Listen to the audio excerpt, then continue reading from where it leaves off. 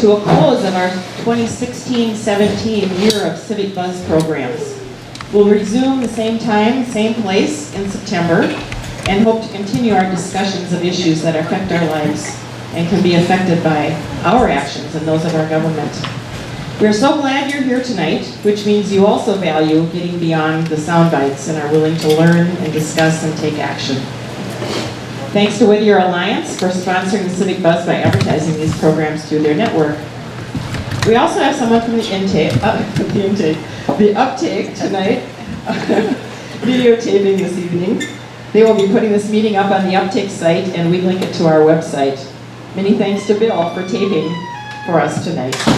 Taping ensures that more people will have a chance to become informed, and hopefully it will lead to more discussion of this issue. Tonight our focus is on food deserts. Food deserts are one of those issues you may not even be aware of if you live close to a good grocery store. But what if you don't? What if you don't have your own transportation and you have to take a taxi every time you need groceries because it's too far to walk? Or the closest place to buy groceries is Walgreens? Have you checked their food products lately? Tonight our speaker is a young woman who understands the need for fresh produce and found a way to get it to people who don't have easy access. Over the course of her 15-year career, Leah Porter has developed innovative and award-winning programs for various organizations and has raised more than $18 million in support. In 2014, she brought her personal passion to life by founding the Twin Cities Mobile Market. She now leads the program under the auspices of the Wilder Foundation. The Twin Cities Mobile Market increases access to healthy, affordable food for people living in food deserts and other low-income, low-wealth neighborhoods. The first mobile market bus was launched in December 2014, with a second bus just added this spring. The Twin Cities Mobile Market now serves thousands of individuals across 33 stops in the Twin Cities. In 2015, the program received the Ramsey County Public Health Award, and Leah received the Distinguished Achievement Award from the Hamlin School of Business Alumni Association. In 2016, Leah was named by JCI Minnesota as one of the 10 outstanding young Minnesotans. Leah, we're so happy to have you tonight. Leah Porter.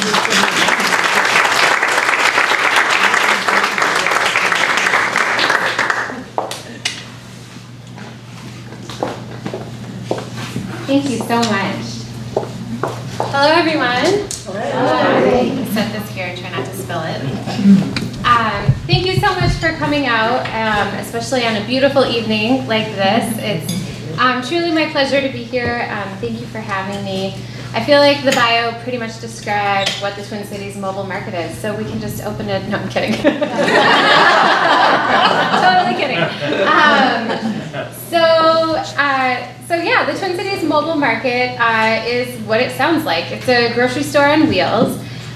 We took a former Metro Transit bus and pulled out all the seats and installed shelving and sliding glass door, display refrigerators and freezers, and it's literally a one-aisle grocery store that sells fresh fruits and vegetables, meat, dairy items like milk, eggs, cheese, and yogurt, and basic dry goods. We have no junk food on the bus. We get asked for it a lot, but we don't carry any chips or pop or anything like that. We really just focus on the basic staples and the whole healthy foods that you need, people need for a good diet. And everything is priced at below market prices. So what that means is it's less than what someone would pay at a Cub Foods. We try to compete with Walmart and Aldi, which is really kind of the price standard for a lot of our customers. And so we do the best that we can. Obviously, they're huge conglomerates, and so it's impossible for us to compete with them on everything. But affordability is really key to food access, we learned. So I started the program after I became familiar with the term food desert, and Julian did a really great job of describing what that is. It's a neighborhood or an area where there's a significant number of low-income people who live more than a mile from a grocery store in urban areas and more than 10 miles in rural areas. That's the U.S. Department of Agriculture's definition of it. That said, we serve some locations that are technically in a food desert, but people have many barriers to being able to get to the grocery store. So for example, we were petitioned by residents at a St. Paul public housing high-rise that is primarily seniors and older adults who wanted us to serve their location because it was 0.6 miles to University Avenue where the light rail was, and there was no bus line going down Hamlin Avenue to take them to university. So imagine, having many people use a walker, taking a walker in the snow and walking 0.6 miles to get to the light rail, to then get to the grocery store, and then have to carry all of your groceries back that whole way. So technically not a food desert, but still really hard to have food access. So they were successful in their lobbying, and we now serve that as one of our locations. So when this started, I guess I should hurry up because I have 15 minutes. I can talk about this forever, so I'll save things for you guys to ask questions about. So we launched the first bus in December of 2014, and it has served on average between 17 and 19 stops. Both buses operate Tuesday through Saturday every single week. And then Mondays are our big load day where we get our load in for the week and we restock our warehouse and our buses. I should note too, we have schedules of all of our stops on the table over here. You've got Minneapolis on one side and St. Paul on the other. And then there are also brochures that provide a good overview of the program. So we started out just in St. Paul. We're a program of the Wilder Foundation. How many people are familiar with Wilder? Oh, everyone. Okay, so I don't have to, almost everyone. So Wilder is a large nonprofit organization that provides a variety of much needed services in St. Paul and the East Metro, and we operate as one of Wilder's many programs in the community. So we operated in St. Paul. We couldn't operate in the city of Minneapolis because there was no business license that existed for us to operate under. No one had done this before, so we actually had to change city ordinance to create a business license in order to begin operating in Minneapolis, and that process took over a year, but we made it happen. So this past spring, March 30th actually, we launched our second bus, which serves some additional locations in St. Paul as well as sites in North Minneapolis, Cedar Riverside, as well as a stop in Brooklyn Park and Brooklyn Center. We're learning more that people in suburban areas face different challenges with food access. Public transportation can be even more difficult in those areas, and things are, sprawled out more, and so food access can be a big need there. And we're finding that more and more low-income folks are living in the suburbs too. So demographics are also impacting where we operate. So we accept all forms of payment except for checks. We're able to accept SNAP EBT, and we're also a participant of the Market Bucks program, which, if you're not familiar with that, is a program that provides dollar-for-dollar match for fruit and vegetable purchases for anyone who's a SNAP or EBT customer. And it's eligible, people are eligible to use it at participating farmers markets across the whole state, as well as on the Twin Cities mobile market.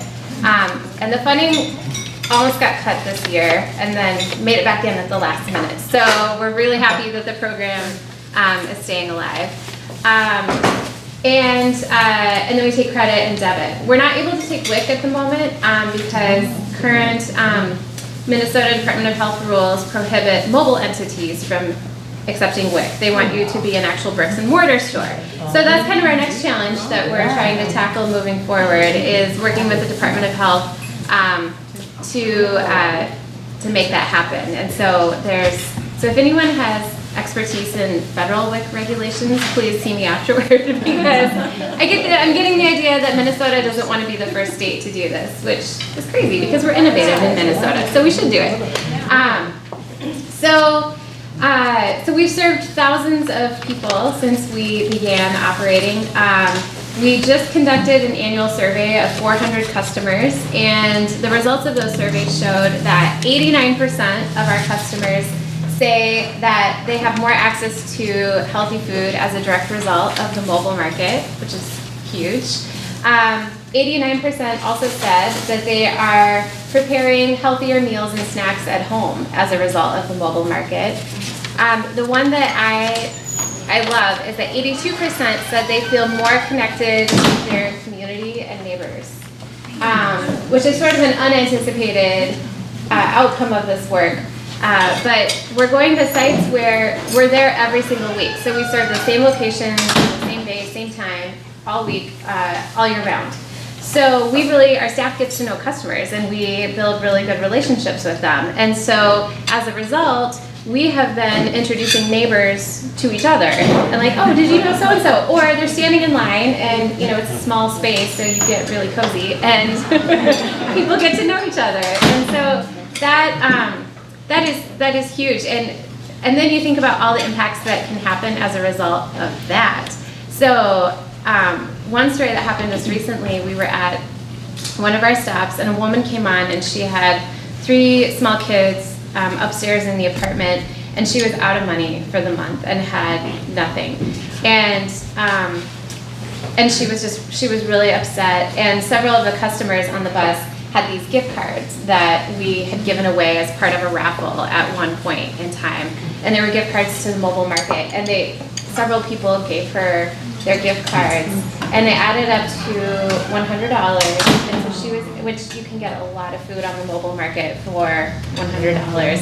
And so she left there carrying tons of bags of food, and she got off the bus and just broke down and wept. And that was about her neighbors, stepping up and being there for her. So it gives me hope for, especially in the climate that we're in right now, for people looking out for each other and being kind and compassionate. And when you provide a platform for people to come together and gather, and food is just such a natural way for people to come together, you can have a big difference. So I'm kind of all over the place here. How are we on time? Oh, we're good. Okay. She's got at least 5 minutes. At least 5 minutes. I should say we're based on the east side of St. Paul right now. We operate out of the East Side Enterprise Center, which is a local food incubator. Although we're quickly outgrowing that space now with 2 buses, so we're looking for a new space to move into next spring. Our goal is to expand to 5 buses total across the Twin Cities. This is a secret, so don't tell anyone.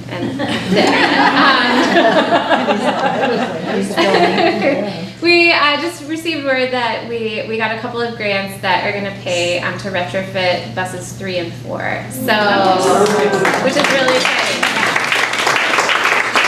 So we still didn't have to raise the money to operate them, but we have the money to retrofit them and to be able to serve more neighborhoods across the Twin Cities, which is really great.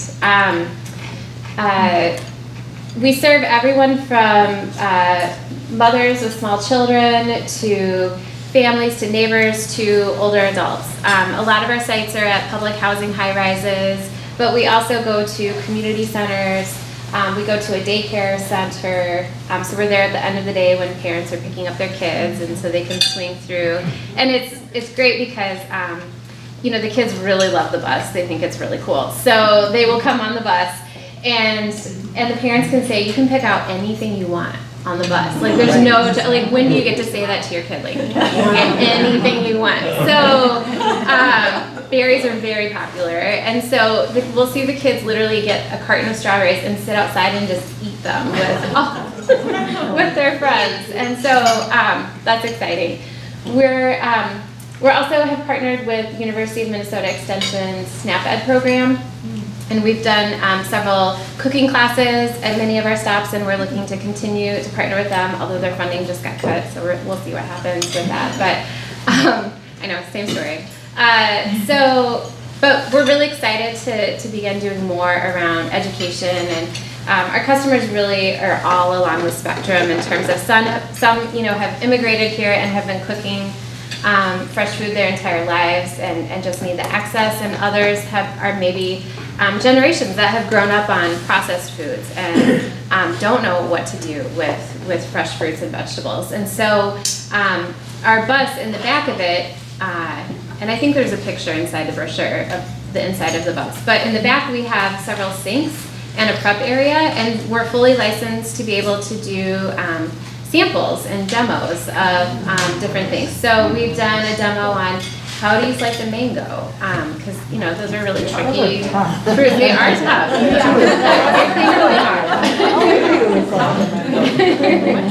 So and we've done quick easy recipes of like, here's a healthy smoothie, or here's what you can do with these ingredients. We've piloted and tried a lot of different things. My next vision is I'd love to kind of figure out how to do like Blue Apron for low-income folks. I mean, wouldn't that be cool? So how can we have prepackaged, pre-cut stuff ready to go and just make it as easy as possible? Because, we're asking people to make a leap of, when you're used to heating up, making macaroni and cheese, and think about how easy it is to do that versus, slicing and dicing something and preparing it. I mean, our culture has shifted. And so I'm excited to work with other organizations that are doing this work already, because we're certainly not the experts in nutrition education. On the north side, we're working with Appetite for Change and Project Sweetie Pie, and in St. Paul, we're working with Urban Roots and some other great organizations to figure out how we can make this happen. So, yeah, questions? All right, we'll open it up for questions. Oh wow. Okay, so I saw this hand first. I noticed on the schedule there are different time segments. Is that based on the population of the area? So the different times. Yeah, some are an hour, some's an hour and a half, some are 2 hours. So I kind of skipped all over this, and this is the most important part. When we developed the program, we didn't want to just show up in a bus and say, hey, we're here, come shop. So we did a lot of community engagement on the front end to hear directly from community leaders and community members. Is a mobile market something that they would even want in their neighborhood, in their community? And if so, how would it need to be structured and formatted to best serve their needs? And what days and what times did people want it in their community? And what foods are most important to have on it? And so we would go to resident council meetings at public housing sites and bring in dinner and do a World Cafe style conversation, and everyone wrote on flip chart paper, and then we had this blessed intern that transcribed all of that into a spreadsheet, and we compiled all of that data. We talked to nearly 500 people in St. Paul for the first bus, and we had over 100 locations suggested to us initially in terms of where to go. So then we had to narrow that down, and we did that by kind of looking at sorry, stay put here, I'll hold still. We looked for strong partnerships with partners. We looked for buildings where we could reach a lot of people all at once, and there was density. And then we also tried to look at, were we hitting the areas of greatest need based on what the data tells us. And so we narrowed that down. So all that to say, then it resulted in the jigsaw puzzle activity of trying to make a schedule that would accommodate the days and the times that the community members suggested to us. And it's not perfect, but it will never be perfect. But some of them, like we're at the Hubs Learning Center in St. Paul, and we're at that stop a little bit longer because it's an adult GED site, and then English as a second language. They have classes there. It's through the public school system. And their class schedules, the way they get out, we can hit 3 different waves of students getting out of class. So it makes sense based on the traffic patterns for us to be there a little longer.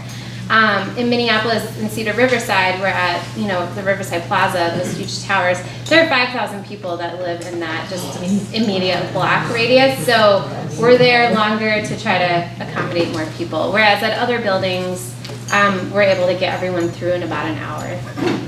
So. When you were at those community meetings, you asked what food they wanted on the bus too then? Yep. Oh, okay. Yep. And so that way we're able to make sure that the foods we have are culturally appropriate and relevant. Of course, ask asking that question has cultural implications in and of itself. So some people are not going to tell us, even if we ask them. So we're learning and trying to get that information in other ways too. On our St. Paul bus, we're able to do special requests. So if we don't have an item that someone wants, they can add it, and assuming it's healthy, they can add it to the special request list, and then we'll get it for them the following week. So we have a long list of customers that show up with their grocery list for us every week, and then we get it for them the following week. I don't know that we can do that on a large scale, so the Minneapolis folks don't have that quite yet, but we have a suggested items list, and we're trying new products all the time to see how people respond to them. Papaya is something that we had this older Vietnamese couple in St. Paul. Every week they wanted 2 papaya.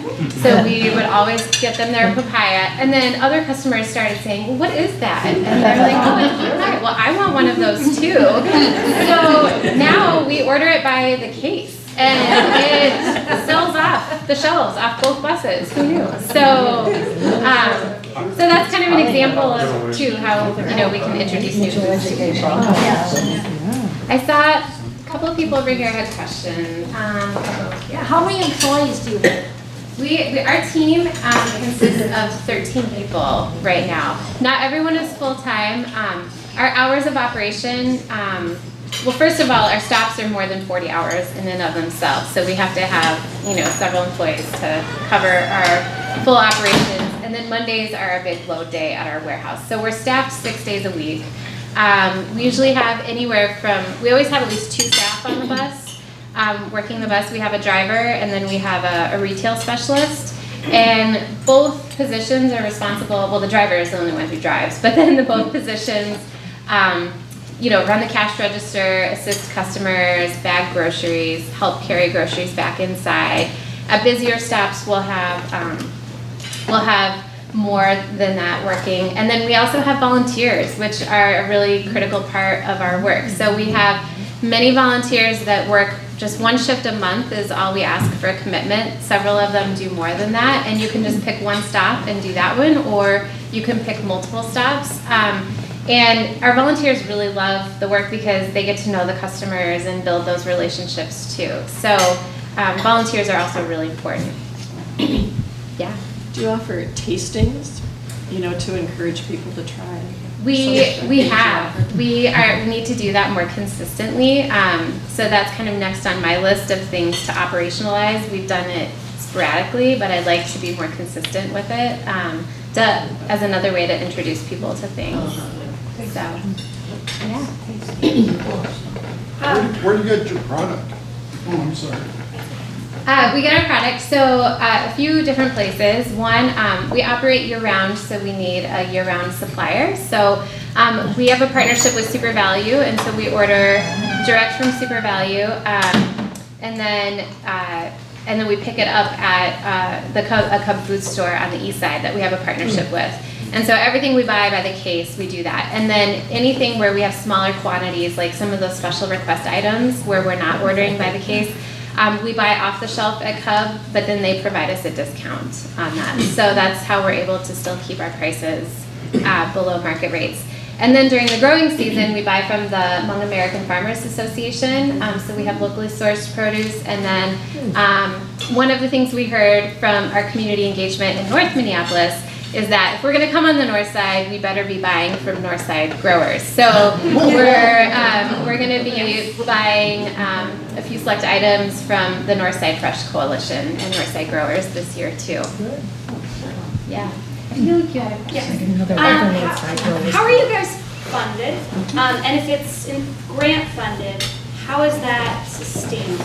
Because I worked in food and that kind of stuff, and if you don't get your grant funding, then you guys don't function the year. And so is there stuff in place to both sustain salaries and the food? Because I doubt you're making profit to pay for your salary based off of below market costs on the bus. We're not making a profit right now, so we do rely heavily on grants and donations. Our business plan, and the modeling shifts every time I do it a little bit. The goal is once we reach 4, maybe 5 buses, we reach greater economies of scale. So our food costs, especially from super value, they go down the more volume you purchase. And if we're charging the same price, then that increases our profit margin. With that too, we have several high fixed costs that are then spread across more buses. So the goal is to get about 80% of our total revenue covered through food sales once we're scaled up and have reached those economies of scale, so that we're less reliant on grants and donations. And for a nonprofit to get 80% of this income from earned revenue is really, really good, actually. So that's our goal. I think we're still trying to see if we can actually make that happen. Like I said, the modeling shifts a little bit every time, but that's what we're working toward. And part of that too is also partnering with groups. Natural Choice Deli Meat is one of our sponsors, and they donate all the deli meat to us that we sell. So, and then we turn around and sell it, which they're like happy about. Like they're totally fine with that. But it's a lot less than what you would pay for it at the grocery store. So, so it's through partnerships like that that we're able to also help with that profit margin while still keeping our prices low. Do you still get canned goods? We do sell canned goods. We sell canned vegetables and canned beans. We look for lower sodium, those with the lower sodium content, because a lot of canned stuff can be higher sodium.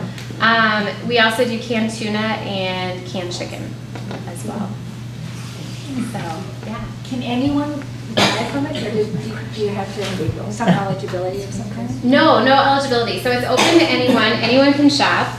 In fact, the more we sell, the more food we buy, the quicker we can hopefully become sustainable. So we really encourage everyone to come and shop.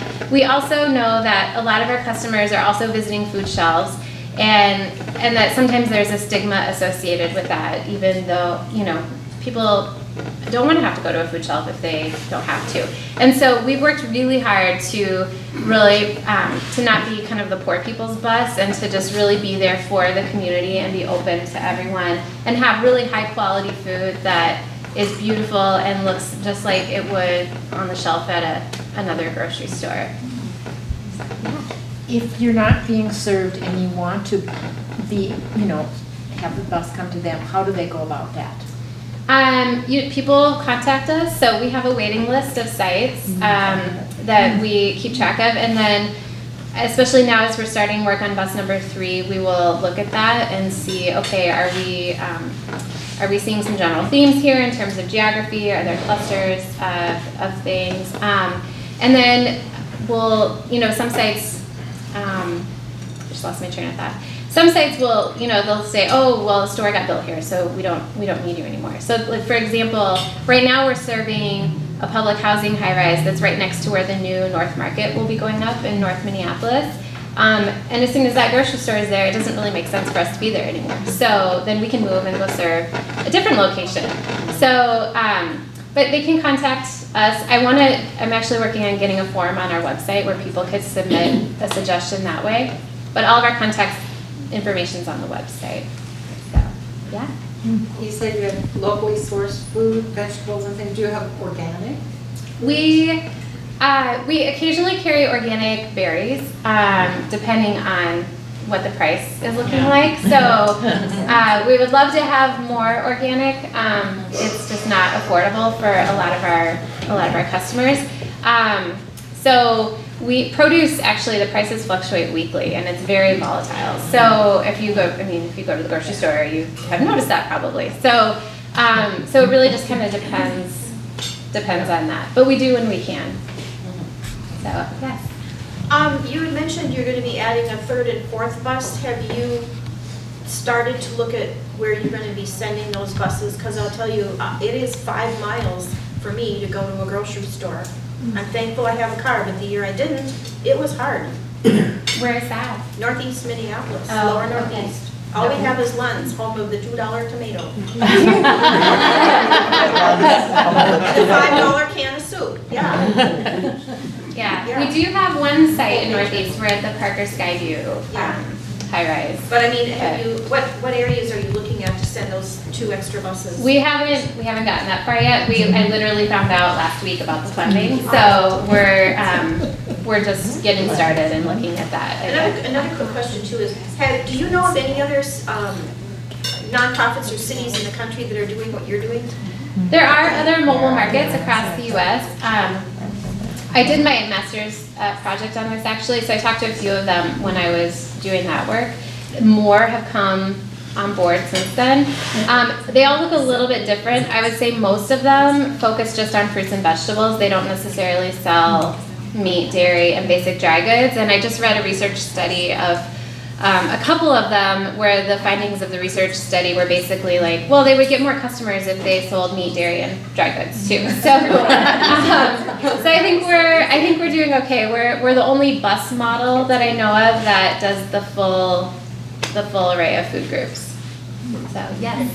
How often do you have to replenish the bus? Every evening, some of those items, or not? Sometimes multiple times a day. So our St. Paul bus, the way it's scheduled, we're able to come back to the warehouse at least once and sometimes more than that during the day. And then at the end of the day, everything that needs, we lease space in a giant walk-in cooler. So everything comes off the bus that needs to be put in the cooler. And then the next morning it comes out of the cooler and then back on the bus.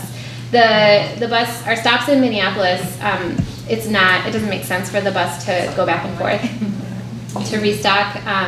So we actually just got funding from the Mount Sinai Foundation to rent a refrigerated truck to kind of help us assess what our needs are going to be moving forward, so we can kind of determine what size of truck and how often it's needed and things like that we'll send out to restock those stops. So. Do you have any problems with security, like money and anybody? Security? No, we did have someone's cell phone stolen today, but he also left it not in a very good place. So,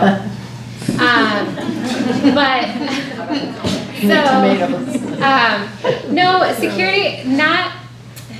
So I assume you have a lot of cash.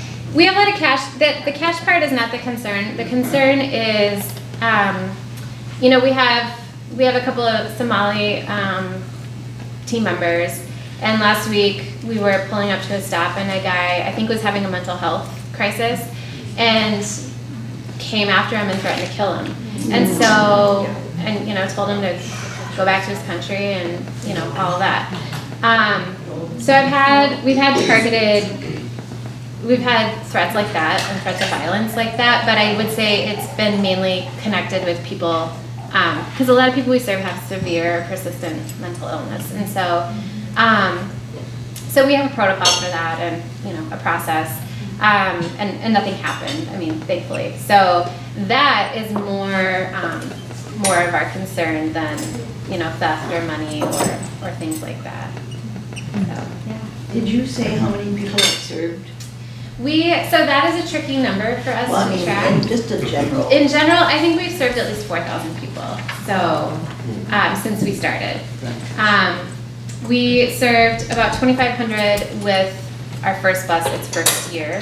And then we track new first-time customers, but because we're at the sites every single week, we don't know how many times a month a customer comes. And so we piloted a study where we tried to measure it for 1 month, and then we were going to extrapolate that data for the other months.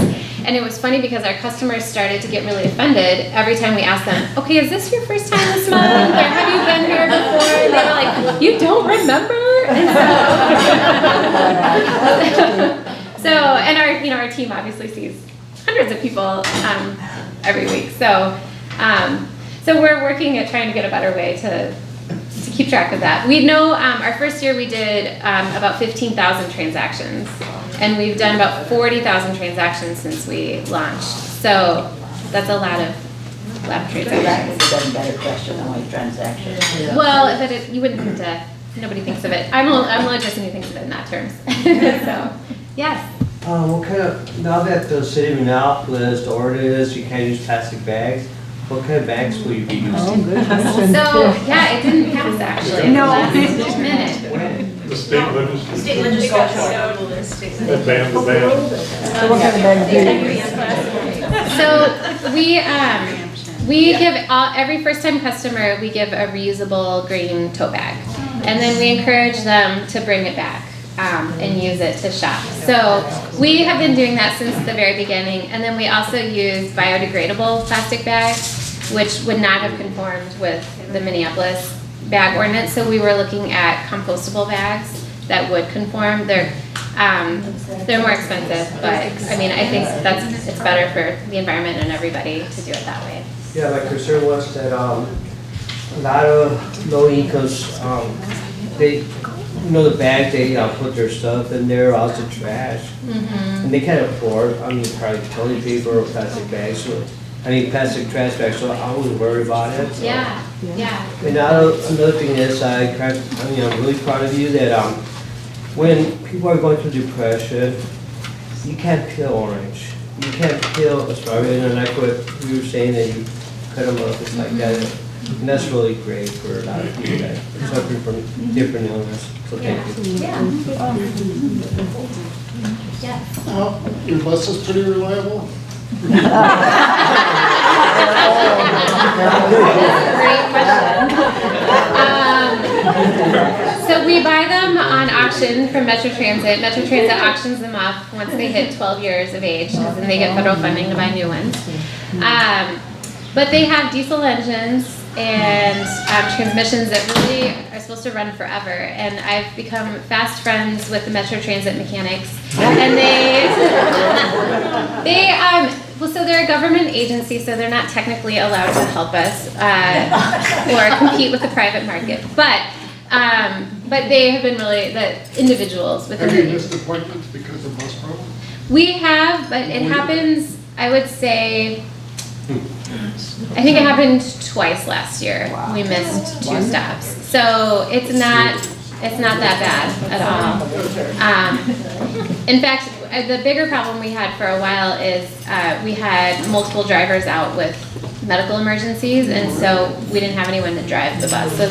But we have a lot more on-call drivers on board now, and we're training our existing staff to get their CDL, so that won't happen again. I was interested in what you said about the changing demographics in the suburbs. So what demographic, is it mostly elderly people, or is it families? It's families, and I think more low-income families are moving, especially, in the city we have, gentrification will increase housing prices, and so some people just can't afford to live, and it's actually more affordable apartment-wise to rent in the suburbs. So I think you're starting to see more lower-income families in the suburbs. So I saw a hand back here, I thought. Yes. Sorry, I caught you too. What does it cost to retrofit? What does it cost to retrofit? It's around $50,000. Wow. And what does it cost to operate? To operate, it's around, if you include the food costs, it's around $200,000 to $250,000 a year.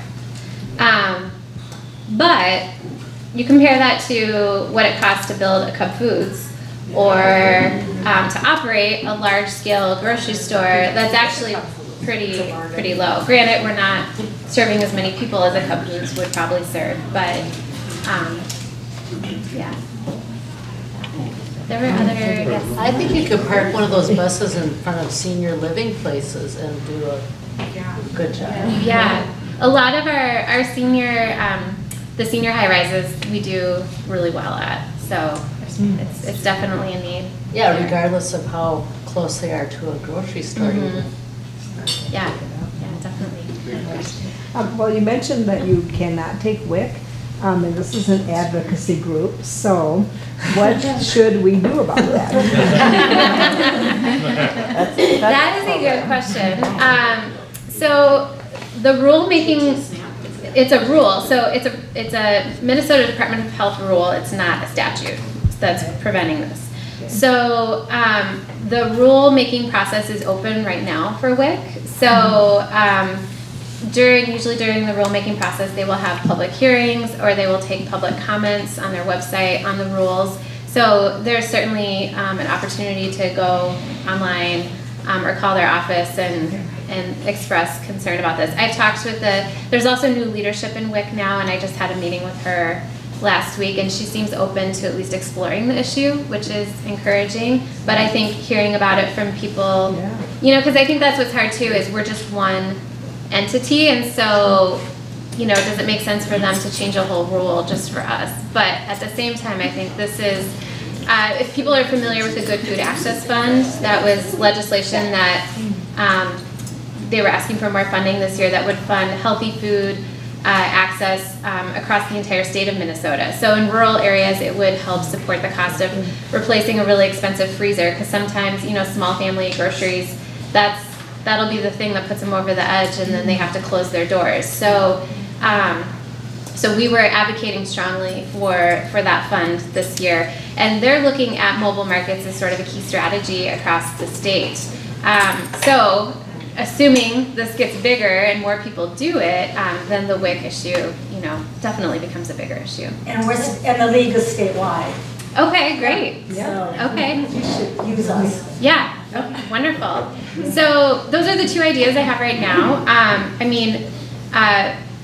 Sending emails or letters to the head of WIC directly would be great, as well as the commissioner. The state head of the federal? State. It's all a state rule. It's all state rule. The state is saying the federal regulations don't allow it. My read and other people's read of the federal regulations does make it seem like they would allow it. At least the fruit and vegetable voucher. So there are different kinds of WIC vouchers, and so the fruit and vegetable voucher at the very least, it's allowed at farmers markets, so I don't know why it couldn't be allowed on the mobile market. Do you know what, like you said, it was like being in a vehicle. Mm-hmm. So is it like a food truck? What is the reasoning behind that? So what I've been told is that apparently there were cases of fraud with home delivery services many years ago, like back in the 80s. And the state got in trouble, like they weren't monitoring it, or couldn't monitor it because they could never find where these vehicles were. And so all this fraud was happening, and they got in trouble with the feds. So I think they're a little skittish now of doing that again. But that was a long time ago, and I've made the point, we have a very clearly published schedule. You know where to find us at any time. We're not going into people's homes. So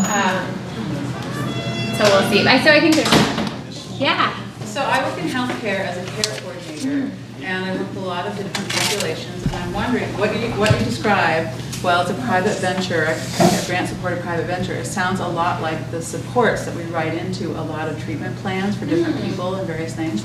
And I'm wondering what types of interfaces you may have with groups like FNEP that gives nutrition education, or like Meals on Wheels that delivers some meals, but only one meal per noon, or even groups like community mental health treatments and those teams in the community. Yeah, so FNIP we've partnered with through Extension, as well as the SNAP Ed side of things.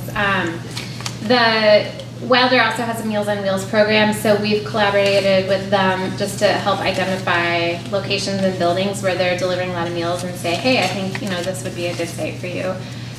There's a lot more we could do around that. I think the challenge is, we could be kind of a hub, of a referral source for lots of different services. And if people are coming to get groceries, what if we could connect them to other services that they need that maybe, especially to reach those people that aren't already in the system or aren't connected. I haven't figured out how to make that happen without like a million brochures all over the inside of the bus, which we just don't have space for. So if people have ideas, especially when we get to the discussion, I would love to learn more about, yeah. Do you have a website? We do, TwinCitiesMobileMarket.org. And is it connected to like other social media platforms? We're on Facebook and Twitter. Okay. Yep. That helps. Yeah, okay, great. Thank you, yeah. So how do you destigmatize it? Because like if you're, like, and that, it kind of springs off of that, because if you're assuming everybody in there is going to need other services, or if you're only in places that are serving, or like low income or high rises and things like that, how does that not just become the poor people's like food bus? Well, I don't know what people are thinking about us actually, but I think part of it is we do a lot of our work through a relationship. So we don't just cold call we don't just blindly hand out information to someone. Usually what happens is we're having a conversation with a customer, we have a relationship with them, and then they say, oh, by the way, I'm diabetic, I really don't know, my doctor says I'm supposed to not eat sugar, but I don't really know what to do. And so at that point, if our team had resources or knew of a resource off the top of their head, they could be like, oh, well, have you ever thought about blah, blah, blah, and we could connect you there. Or, so it happens sort of that way versus like a blanket, like, we're here to be a resource. And people, just based on where we go, people may develop the idea that we're the poor people's bus, but I would say that we work really hard to really emphasize our customer service, and a lot of people say that they really appreciate the customer service that they receive on the bus, and so that it's a service that anyone would really appreciate and enjoy, regardless of your level of need. Yeah, thanks. Do you, since you say you offer a number of teachable items, do you teach people to read the labels that we have on food? For people who have various dietary concerns. Yeah. But yet, I know a lot of my friends don't really know how to read those labels. Do you show people, especially if they're not accustomed? We do informally right now. We don't have a formal, like, here's how to read the label program. I would love to do so much more of all of this stuff. So that's a great idea. We do, a lot of people will ask us questions, like, for example, we get asked for canned soup a lot, but it's really hard to find canned soup that doesn't have a ton of sodium in it. And so then that opens the door for, well, have you ever looked at the sodium content of certain canned things? And they're like, oh, I didn't think about that. We were able to find a few varieties of soup that had a lower sodium content. Also, we also knew that once we opened it up, people would have 92 different flavor requests of soup, and we don't have that much space on the bus. So we started Soup of the Week, and we rotated out during the winter time. So that was kind of one example of how we have that conversation, but we don't have a formal program for that yet. I would love to do more. If people have ideas of resources that we could tap to be able to do that, because we're really, we focus on making those connections and building those relationships, but our team doesn't necessarily have all of that content expertise. So I just saw today on Nextdoor that there's a program through the University of Minnesota Extension called Cooking Matters, and they host free cooking classes for families. So clearly you already know about it, so I'll just No. Love that. But it's nutrition and health, and they feed them, and it's a 6-week class. This one particular one that I stumbled upon is at the is in the Lindale neighborhood at the Zion Lutheran Church. The what? Zion Lutheran Church in the Lindale neighborhood, so just south of Lake Street from here. Cool. Yeah, that's a great program. Those are the classes that we've done with them so far. They changed the name, like sometimes they call it Cooking Matters, sometimes they call it Snap Ed. Cooking Matters sounds better, I think. Have you tried connecting with some of the programs like Youth Farm, or are they too scattered in their production? Well, I know they focus more on youth, so we haven't connected with them to do actual education. We have connected with groups like Urban Roots, which operates in St. Paul and is similar. I think they also operate in Minneapolis, in Phillips. Oh, okay. Just down the Greenway. Okay, great. So, because Youth Farm does, they do a lot of education for their kids, but they also, they have a CSA that, I could go get my vegetables through them that they used to sell to restaurants. The challenge we have is, and I think we can just keep working on it and figure it out, is that several of those partner organizations have their narrower geographic focus. Like when we partnered with Urban Roots, they really wanted to focus on our east side stops. Well, then we had to find something else for some of our other stops. And then logistically, we're basically planning all of these extra events at all of these different stops. And we need to, especially as we go to scale, we need to figure out a way to systematize it a little bit more. So that's what that's kind of the challenge that we're faced next. Yeah. The answer to that is land stewardship project. Okay. They're a great organization. Yeah, they do, that's what they do. Okay. Yeah, they connect all that. Awesome. I'll connect with them. Yeah. I think what you're doing with 13 people is totally off the charts. As we ask you questions and make suggestions, we have your 25-year future in mind.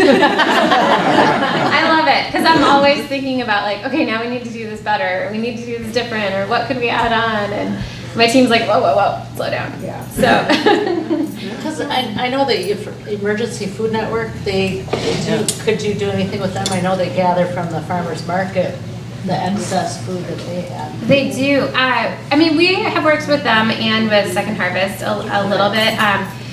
Just based on how they're structured, they're not able to donate food that will then be sold. It needs to be donated. So, and we're really trying to fill, like if you think about the food system as a continuum, you've got full service supermarkets on one side of the continuum, and then you've got food shelves on the other.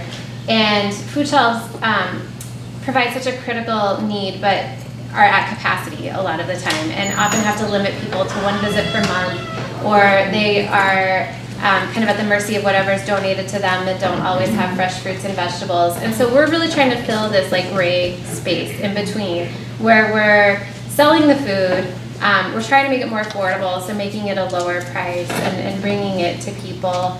But because of that, we're not a food shelf, and we're not quite a full service store either. So food sourcing was one of those initial challenges early on that we had to get around. And Super Value has been great in partnering with us. Normally, to set up an account with Super Value, you have to buy at least $10,000 worth of food a week, and we're not doing that. Which is, that's our food system. It's all big, giant stores, and you don't have, you've got your little corner stores, but they're not able to do that. So, I forgot where I was going with that, but that's how that works. Yeah. What about sponsorship from the other biggies, or the Lunds and Lunds Barley's? General Mills. Yeah. We get some funding from General Mills. If any of you have connections with any of those other groups, please please come talk to me. I'd love to talk with them about sponsoring or doing more. So yeah. Do you get any pushback from supermarkets, or like, do they see you as competition? No, I mean the Cub that we partner with on the east side is the closest grocery store on the east side, and so they could look at us as competition, but they believe in what we're doing, and they see people driving up in cabs and are spending $30 on cab fare to get to the store to buy $20 worth of groceries, and so they get it. So we haven't gotten any pushback from them, or any. Not that I'm aware of anyway. We haven't gotten any. We also don't park right next to the grocery store. I mean, we're really targeting areas where there really is a need and the stores aren't there. Yes. So, other questions? What do the buses look like? Let's see. Does someone have a brochure that I could pass them out too? So it's a big green bus, and it has pictures of fruits and vegetables all over it. This is an Affordability. 3M donated the beautiful wrap on the outside. So, yeah. Question here. So I keep trying to think about the bigger picture of, why do we have these food deserts? And there's a lot of reasons. But have you done any, you only have 15 people, limited time, budget capacity, doing advocacy either on the city or the state level to improve our city structure and ordinances so that we have more small markets, in the neighborhoods? Summertime we have farmers markets, but the rest of the year we don't. Right. We have, the comprehensive planning process is just beginning for both cities are doing their big comprehensive plans, which look at, what are the guiding principles for how we structure housing and transportation and things like that. And food access has never, or is rarely included in comprehensive plans. So there's been a big movement by a lot of folks in the food access system this past year working to get food access included in comp plans so that the city planners can even look at that when they're deciding about where to build and transportation routes and things like that, and have been largely successful. So we participate in our local food councils, so at the Ramsey County Food and Nutrition Commission, and then Homegrown Minneapolis is the Minneapolis Food Council. We're also part of the Metro Food Access Network, which is a larger network of everyone from farmers to healthcare to schools that are working on these issues, and food shelves that are working on these issues. And so we have, they have a whole policy and advocacy group that we support there. We were really supportive this year of preserving the market bucks funding. The two major issues we had at the state legislature this year were preserving market bucks and supporting the Good Food Access Fund. So we did a lot of work around that. And then there's one more that I'm forgetting. And then just our individual work. I mean, we've had to deal with so many regulations and getting regulations to adapt and flex a little bit so we can operate. Because, you know, we tried to have a come up in Northeast on Central and 27th, and a lot of it is the land use and the zoning. And the thing is, there are neighborhoods like this one here in Central Avenue. You've got more restaurants than you could think of, but you don't have a grocery store. And you're actually losing grocery stores. The smaller ones are closing because all it is becoming the Costco's and the Walmarts. So it's, you know, there, like you said, you're filling that gap in the middle to where the ordinary people have to go. You know, thank you. And part of that too is I think how, sorry, I'll just wrap up with this. That's where our economy is going as a whole. I mean, we're all moving to, I don't know about all this, but you know, it's easier, it's cheaper. So people are gonna go where they can get the best price. In Costco, you can get a lot of stuff for less money. And I think the food distribution system, so all the suppliers and wholesalers that sell to those places, the whole system itself is set up in a way that makes it really, really difficult for smaller stores and smaller businesses to ever compete with some of these bigger stores. So I think we have some larger policy issues that we can look at because that larger wholesale and distribution system is directly linked to the Farm Bill at the federal level, which heavily subsidizes corn and soybeans, which are then used to make processed foods and processed products that you then buy at these giant big stores. And so, I think we have a lot of work to do in lots of different places. Have you worked at all with the Institute for Agriculture and Trade Policy? Or they, I mean, A, because that's what they do is that big level, national, international, but they also work really local, like they created these mini farmers markets in communities that would never get a big farmers market, like there's one in Stevens Square, just on the other side of Franklin Avenue, from the Congregational Church parking lot. So, I mean, they do. They are part of the Metro Food Access Network, and so that collaboratively is working, that group collaboratively is working on a lot of those issues. I was going to say too, the Minnesota Food Charter, have people heard of that? So the Minnesota Food Charter is a document that was put together as a result of a lot of community engagement across the entire state where people went and asked community members what issues they were facing regarding to food access. And there are 4 A's. It's basically accessibility, availability, affordability, and another A that I can't remember. But the guiding document basically provides a strategic plan of what we need to do as a state to move that work forward. And so the Metro Food Access Network and then other food networks and food councils across the state are all working together kind of under this common strategy and vision for the state.